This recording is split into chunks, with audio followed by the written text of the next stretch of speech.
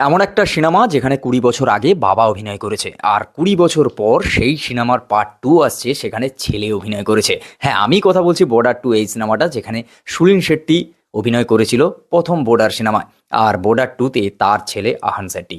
এবার ঘটনাটা কেন এই কথা দিয়ে শুরু করলাম আসছি, পুরো ভিডিওটা দেখো।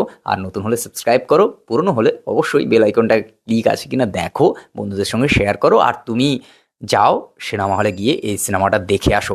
কেন ভিডিও শুরুর আগে এই কথা বললাম, তার কারণ হচ্ছে এই সিনেমার টিজার, এই সিনেমার ট্রেলার, এই সিনেমার গ্লিমস যেগুলো সামনে এসেছে বা গানগুলো তো এসেছে, সেটা সবাই সবাই জানো তোমরা। আর সেটা হচ্ছে লেজেন্ডদের গাওয়া গান, আর সেই গান অলরেডি ভাইরাল। আর সেই গান কেন ভাইরাল হবে না, ২০ বছর আগে থেকেই ভাইরাল বস। আর হ্যাঁ, যে বিষয়টা সেটা হচ্ছে এই সিনেমাটা কেমন। এই সিনেমাটা একা কাঁধে নিয়ে যিনি হচ্ছে বৈতরণী পার করেছেন, সেটা হচ্ছে সানি দেওয়াল। এবার সানি দেওয়াল, তার অভিনয়ে আসছি। যাকে নিয়ে সব থেকে বেশি ট্রোল হয়েছে সেই হচ্ছে বরুণ ধাওয়ান। বরুণ ধাওয়ানের কিছু কিছু সিকোয়েন্স নিয়ে প্রচুর ট্রোল হতে হয়েছে বরুণ ধাওয়ানকে, কিন্তু বরুণ ধাওয়ান এই সিনেমাটায় বেশ ভালো কাজ করেছে। আমি বলছি যে ট্রেলার টিজারের কথা কেন বললাম, তার কারণ অনেক ভালো ভালো শট, ভালো ভালো সিন যদি কিছু অন্তত ট্রেলার কিংবা টিজারে দেওয়া হতো, তাহলে হয়তো এটাকে নিয়ে এত নেগেটিভ বা এত ট্রোল সামনে আসতে হতো না।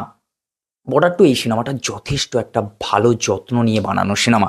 আর এই সিনেমাটা যেভাবে ওপেনিং নিয়েছে বা যেভাবে টাকা কামাচ্ছে, যেভাবে লোক হলমুখী হয়ে এই সিনেমাটা দেখছে, আর সরস্বতী পুজোর এত সুন্দর একটা মরশুমে যখন এই সিনেমা রিলিজ হচ্ছে, তাহলে বুঝে নিতে হবে এই সিনেমাটা অনেকগুলো ছুটির উইন্ডো পাবে আর সেখানে ভালো পারফরমেন্স করবে।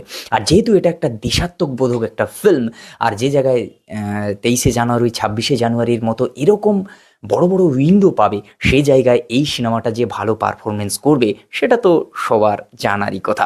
কিন্তু ঘটনাটা হচ্ছে এই সিনেমাটা কতটা ভালো। এই সিনেমার লুক অ্যান্ড ফিল বেশ ভালো। এই সিনেমার ব্যাকগ্রাউন্ড মিউজিক, দেশাত্মবোধক যেহেতু মিউজিক, তো পুরো একদম গায়ে কাঁটা দেওয়ার মতো।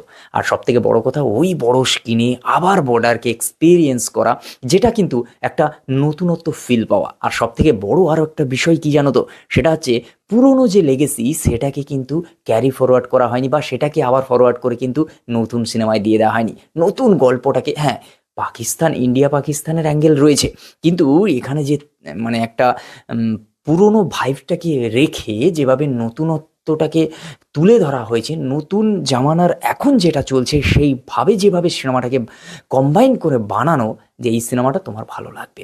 আর এন্টারটেনিং অবশ্যই। সিনেমাটা একটা টাইমে তোমাকে গায়ে কাঁটা দেওয়ার মতো একটা ফিলিংস দেবে, যেখানে ভালো গান দেবে, ভালো মোমেন্ট তোমাকে দেবে। আর এই সিনেমা হচ্ছে সুন্দর, যে মানে যুদ্ধগুলো একটু ভালো। তুমি যদি ওয়ার ফিল্মটা তোমার যদি ভালো লেগে থাকে, ওয়ার ফিল্মটা তুমি যদি দেখে থাকো, তো অবশ্যই অনেক কিছু কিছু জায়গায় যে ফাইট সিকোয়েন্স বলো, বা যেভাবে হচ্ছে তোমার এয়ারক্রাফটগুলো যেভাবে যাচ্ছে, যেভাবে ধ্বংসস্তূপে পরিণত হচ্ছে, পুরো যেভাবে হচ্ছে যুদ্ধটা চলছে, সেগুলো তোমাকে ওয়ার মুভির কিছু কিছু সিকোয়েন্সকে মনে করাবে। আর সেটা তোমার ভালো লাগবে যদি তুমি ওই সবের একটু ইন্টারেস্টেড হও। আর অবশ্যই স্টোরি ভালো, অবশ্যই ইমোশনাল বিষয়টা টাচ করে। এখানে বলার কারণ দিলজিৎ দোসান, সেও বেশ ভালো অভিনয় করেছে, আহান শেট্টি ভালো অভিনয় করেছে।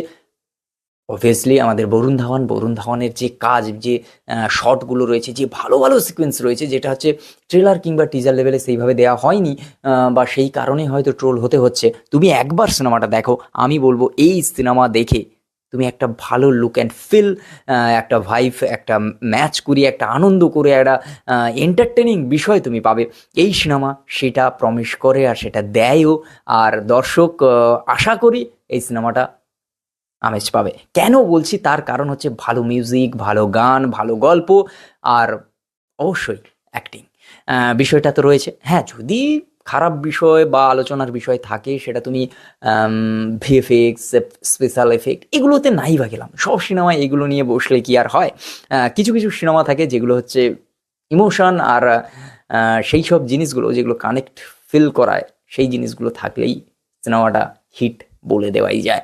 হিট ফিট ওই সব জিনিস আমি বুঝি না। আমার কাছে গল্প যেটা ভালো লাগে, যেমন ভালো লাগে, আমি তোমাদের সঙ্গে সেই বিষয়টা রিভিউর আকারে শেয়ার করি। না, আমি খুব একটা কোনো সিনেমাকে একেবারে খারাপ বলি না, কারণ একটা জিনিস জানবে, সেই সিনেমাটা যাকে বিভিন্ন লোকেরা একেবারে ফালতু খারাপ বলে দেয়, কিন্তু সেই সিনেমা সেই তারই পারফেক্ট মানে ভিউ, পয়েন্ট অফ ভিউতে তুমি যদি দেখো, সেই সিনেমাটা সেইভাবেই এক্সিস্ট করে।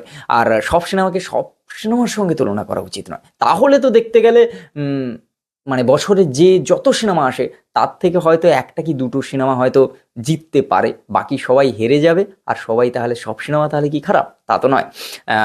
সব সিনেমা একটা আলাদা আলাদা গল্প বলে, আর সেই জিনিসগুলোই আমাদের চ্যানেলে এইভাবে তুলে ধরা হয়। আর তোমার যদি আমাদের এই রিভিউ বা আমাদের এই ভিডিও ভালো লেগে থাকে তো অবশ্যই চ্যানেলটাকে সাবস্ক্রাইব করো, বন্ধুদের সঙ্গে শেয়ার করো, ফেসবুক থেকে দেখে থাকলে পেজটাকে ফলো করো। দেখা হচ্ছে খুব তাড়াতাড়ি নতুন একটা ভিডিও। টাটা।